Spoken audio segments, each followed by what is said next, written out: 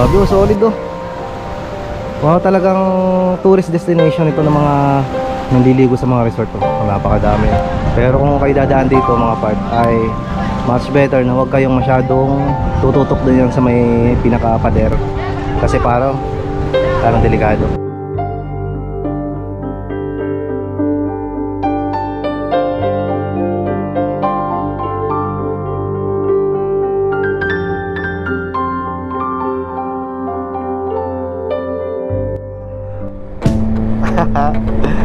Ang sarap, ang dami. Uy, ang dami doon sa may unahan, oh, yun. Ang dami yung nakabike. Grabe naman, oh. We've been living in sin so long, all the feels are gone. Fella stopped me on the street last night, said everything's alright. Roller coaster, make it through the day, I'm right. It seems your meal ticket is gone, but life goes on. Ay, napakasarap. Napakadami na nating nadaan ng mga nagra-rides, mga siguro galing sa iba't ibang panig ng siyempre ng Pilipinas, ng Batangas, meron sa labas ng Batangas, at ayun mga taga dito din mismo sa Batangas. So ang rotang ito mga part ay papuntang Monte Maria Shrine sa Pagkilatan, Batangas City. So mapapadaan lang tayo, hindi yon ang ating mismong destination para sa araw na ito. Kumbaga meron tayong isang lugar na pupuntahan malapit din doon na maganda ang yung parang beach vibes, diba, kumbaga na kalimitang pinupuntahan ng mga naka-check-in sa mga hotel, kasi yun yung pinaka activity sa mga resorts dito sa may Pagkilatan na siyang pinupuntahan at binabangka ng mga dumadayo dito. So bababa tayo doon sa sinasabi ko. So mamaya ko na ikikwento. At focus muna tayo sa kalsada. Medyo matagal-tagal tayong hindi nakapag-ride. So enjoy ko muna ito mga part.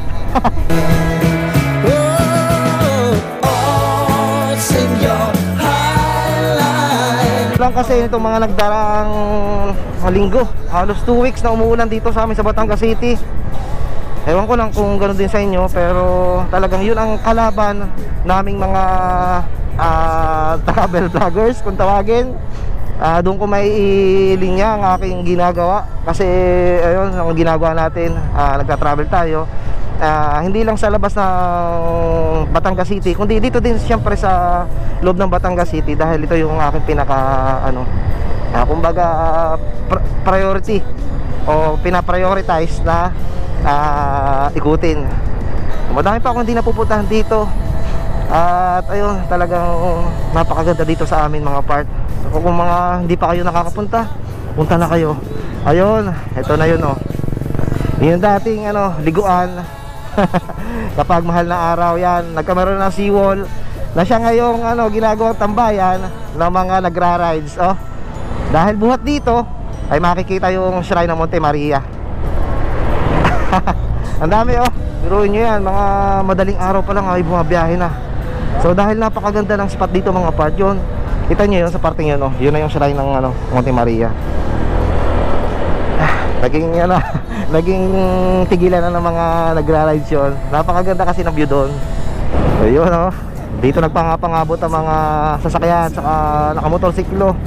Ito yung parang bitukang manok. Mahalin tulad dati sa bitukang manok, pero small version lang dito sa may parting Mabakong.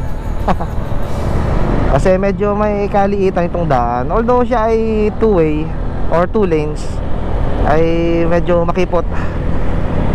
Ayun, tanaw na dito yung Monte Maria Shrine. Okay. Tapos zigzagan pa doon sa may parting unahan. At ayun, madami na ditong mamimitik mga part. Dati siguro mga 2 years na o basta mga una-una ko pang daan dito na nagbablog, na naulit ko na wala pa ditong pumipesto para mamitik. Pero ngayon mga part, napakadami na. Sobra. Ewan ko lang kung ganitong oras meron na, pero sigurado ako na maaga sila kasi linggo ngayon. So So pepesto lang tayo ng konti. Medyo hiwalay tayo din sa mga buntutang yan kasi baka matakluban tayo. Magpapitik tayo. Woo! Ayun. Namiss ko lang itong mga part. Lalo nakaraang upload natin ay nagcamping tayo. Gusto ko sanang gawin ulit, pero gagamitin ko itong pagkakataon na pagra-rides para makapaghanap ng spot mga part, para sa susunod na labas natin ay makapag-camping tayo. Hanap tayo ng spot na pwede natin pag-campingan sa sunod. So dito na siguro yung mamimitik. Dati dito sila pumapesto, pero siguro na doon sa may parting itaas. Mas maganda kasi doon. Parang wala, nangungumpay ang na dito Shoutout kay tatay, nangungumpay. Napakasipag. Sana naman ay huwag tumuloy ang ulan. Medyo may tik-tik na ng ambon mga part. Kaya nako, medyo delikaduhin na naman tayo. Sana ay maging maayos ang panahon. Parang wala pang mga mitik dito Ayun, ang mga mitik ba yun? Ay hindi. Grabe naman yun, sir, wala pong mga mitik. Nasaan ba? Ayun, nadoon na rin mga to. Ang ating gagawin, yung ating laging ginagawa, ayan ang sign natin. Ayun. Kaya pepesto tayo. Ayun, ayos. Sino ba yun? Si Dave Shot, si Kasolid. Yan. Yan ang mga mitik dyan. Napakadami na nating pitik na mga yan. Hindi ko lang na-i-upload sa sa Facebook natin, pero napakadami na. Yan, medyo nagpapakita ng araw. Okay na. Madami pa tayo mga nalampas sa mga nagra-rides, mga nag-stop over doon sa may parting ano ba tawag yung Simlong. Inadaanan natin na napakadami ang nakatambay dahil sa napakaganda talaga doon. Na kagaya na sabi ko kanina, dating paliguan yung tapat na yon nung pagka yung season ng mahal na araw, yung mga April, ganon, March, April, May, ang dami doon. Tapos ngayon may seawall, yun ang siyang ginagawang tambayan ng mga nagra-rides, kumbaga stopoveran. Napakaganda doon. O diretso lang natin mga part. Sa mga hindi pa nakakapunta dito sa may Monte Maria Shrine sa Batangas City mga part, ay search nyo lang sa Google Maps ang Monte Maria Shrine na Pagkilatan. So rektang dadalhin kayo dito.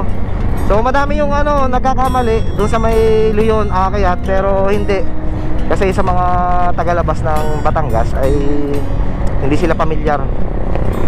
Halimitan, nakikita ko doon nataas sa may unang kanto doon, napakanan. So dito yon mga part, palatandaan ay lulusong kayo. May makikita kayong mga kainan dito. Yan, pwede kayong kumain dyan. Gutuhan, silog, lumian, ayan. Tapos ito na yung pinaka entrance. Ayan, napakadami na din yung mga napakadami na din sa itaas. Ayan, dito tayo sa may parting unahan. So update na nga natin ito. Kaya kung mapapansin ninyo ay madaming mga tambak ng lupa. Kasi ito yan, ito yung pinakabagong entrance ngayon sa ayan, papasok. Pero hindi tayo papasok dyan mga part. Ayan, ayun, napakadami Pero diretso tayo mga part. Titigil muna tayo, hanap muna tayo pwedeng pwestuhan dito. Napakadami ng pwedeng gawin dyan sa Monte Maria. Nadyan yung glass walk na hindi ko lang sure, medyo may kalabuan mga part kung ano ba talaga, kung paano makakalakad doon. Sabi ay mayroong siyang membership fee para makatungtong kayo doon, kasi hindi lahat ay pinapayagan. Tapos pwede kayo tumaas doon sa mismong kamay ni Monte Maria. Napakaganda doon, na-experience na namin yon. 17th floor, napakataas doon. So meron naman siyang elevator, kaya goods na goods yun.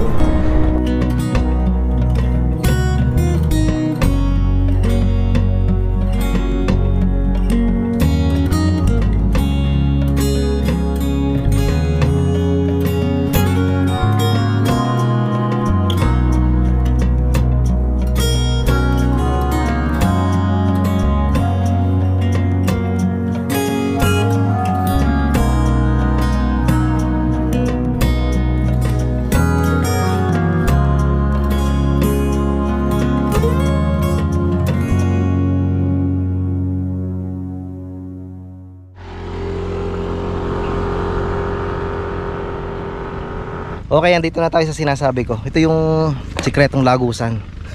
Nakakalimitan na kapag dadaan kayo dito.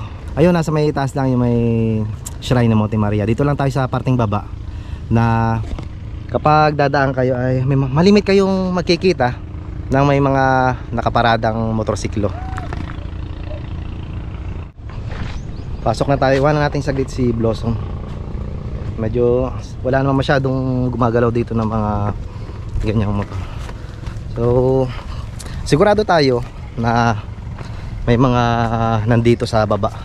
Kalimitan kasi mga nagpi-fishing yung pumupunta dito. So meron naman siyang daan, bakas ng pinagdaanan, kaya hindi naman nakakatakot na punta dito o hindi kayo mag-aalinlangan na tumuloy at baka maligaw kayo dito. Kasi visible naman yung mga pinagdaanan.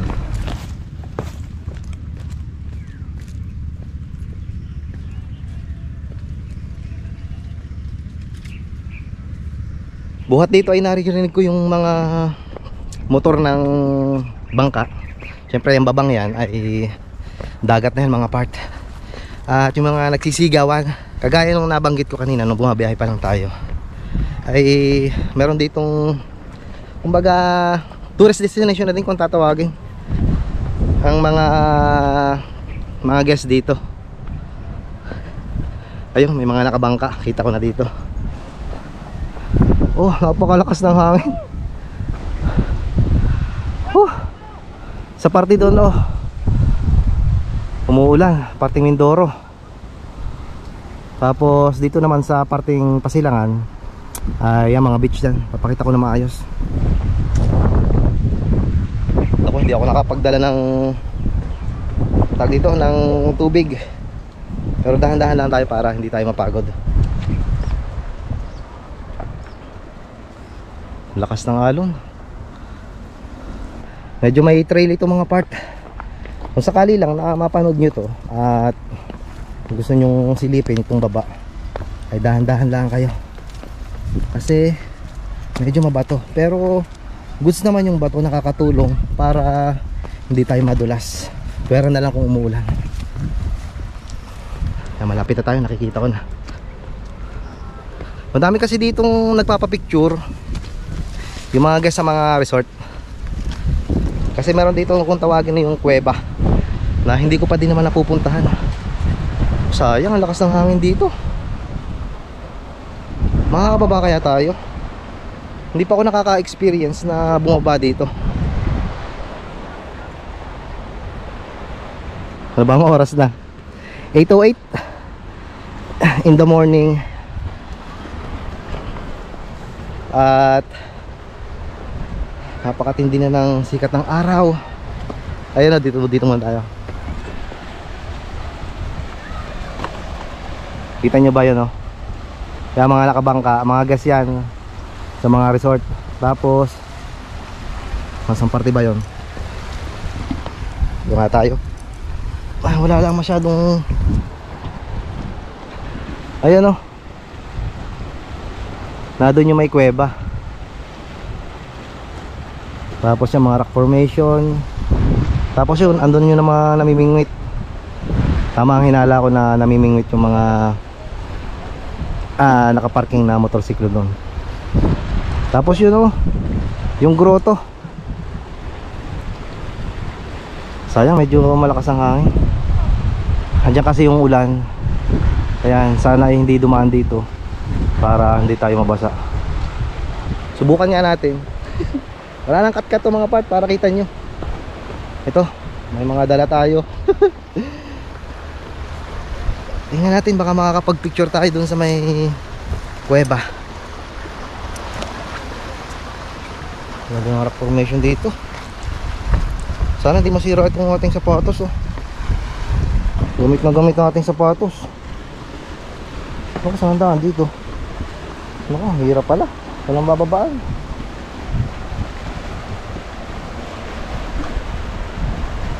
Namumroblema ako ngayon kung saan bababa. Pero nagtanong ako doon kay kuya yun. May kung anong nililimot si kuya.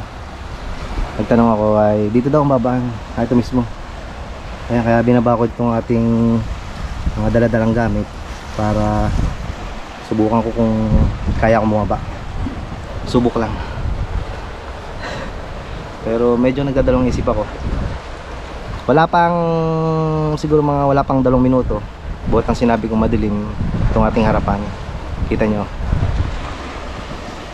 mas lalong dumilim. Grabe naman yun, sir. Aba, pwede dito. Ngayon ko lang naisip po. Ayun, patag dito. Pwede ka dito pwede pala ako dito mag-camping. Tama-tama, kagaya ng sinabi ko kanina.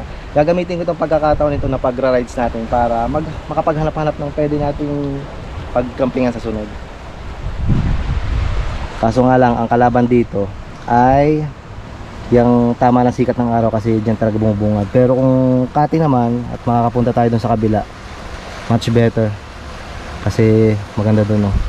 O dun sila nakatambay, yung mga nagpi-fishing, mga nagse-set up pa ng kanilang mga gamit.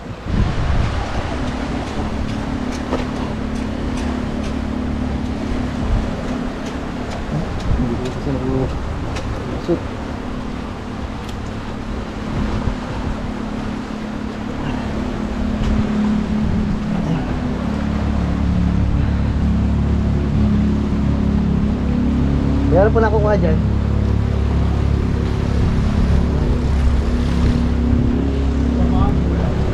Ano ba? Ay, hindi po. Madami din po dito nakakuha ng isda pagka nangangawin. Swertihan lang din po. Parang sarap nga dito mag-fishing. So iwanan ko muna dito yan. Ay, kukunin ko lang itong ating Insta360. Ayan o, maganda na rock formation.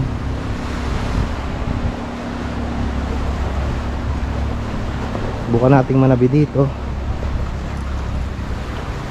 Lalaki ng bato.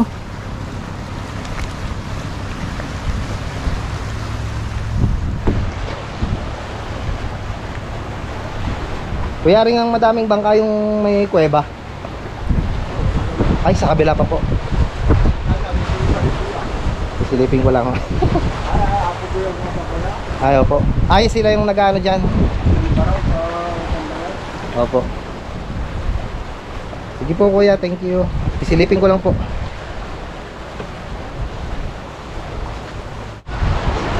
Grabe oh, solid oh. Wow, talagang tourist destination ito ng mga nandiligo sa mga resort oh. Napakadami oh. Tapos siya nasa itaas na yan oh. Pero kung kayo dadaan dito mga part ay much better na huwag kayong masyadong tututok din yan sa may pinaka-pader. Kasi parang delikado.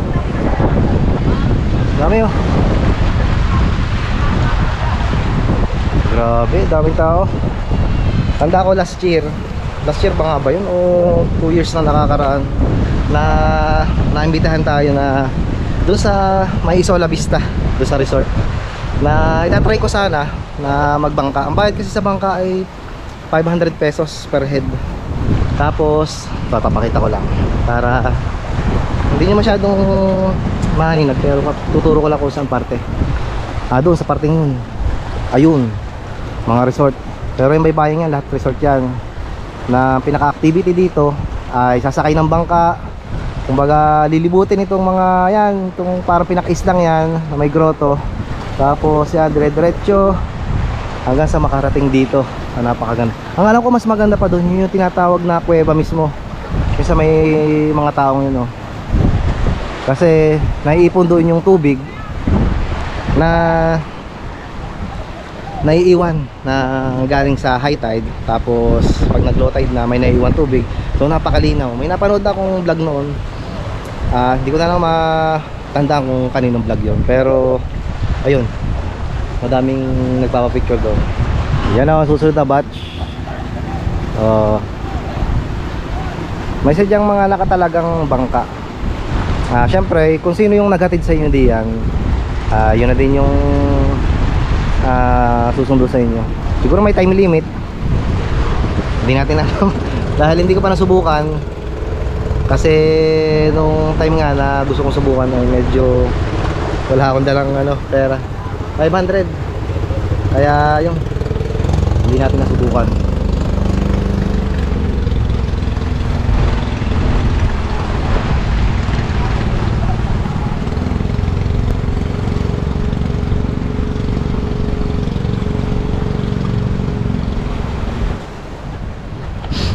Sarap ng amoy. O daming mga talangka. May malaki. Tabi-tabi po.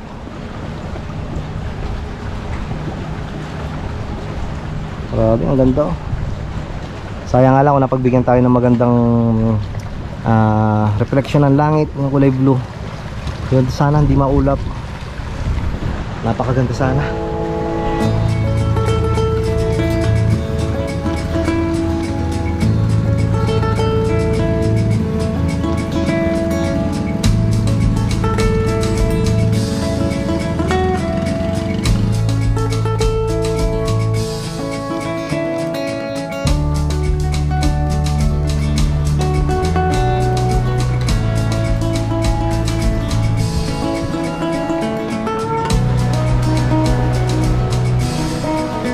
Okay na. Ay, nakapamasyal din after ng 2 linggo mahigit. So yun, sana hindi na ulit pangyayari na sobrang dalang natin mag-upload. Sana okay lang naman summer na mainit at dadala na tayo ng tubig. Hindi kagaya ng kapag umuulan, talagang napakahirap. Grabe, yun talagang pinakakalaban.